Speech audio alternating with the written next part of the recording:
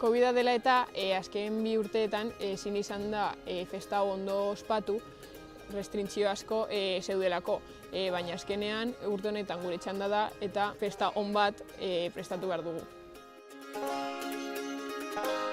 Martxoaren 18an lehenengo goizez misa santu bat izango dugu eta umentzako jolasak prestatuko ditugu hemen Foru plazan. Gero denok batera jatera joango gara eta arratsaldez hainbat ekintza prestatu ditugu. Batukada bat etorriko da gurekin kaleetatik egoteko eta gero Urduñako mutil batzuk Streetlight izenekoak kontzertu bat emango dute. Gero, beranduegi romeria etorriko da eta azkenik Barro DJ izango dugu gurekin.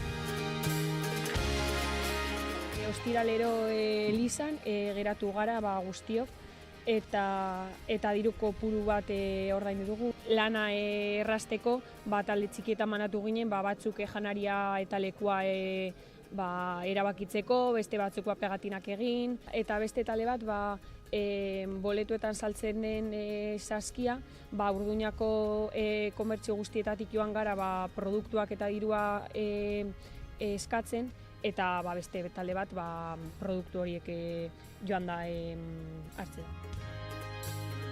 Aukerez banago, gizon guztiek 18 urte bete zituztenean, milira joaten ziren eta lehen festa bat ospatzen zuten momentu hori ospatzeko eta orain guretzat oso garrantzitsua da, ze azken finean bai gizonak bai emakumeak ospatzen dira eta gure heldutasuna ospatzen du.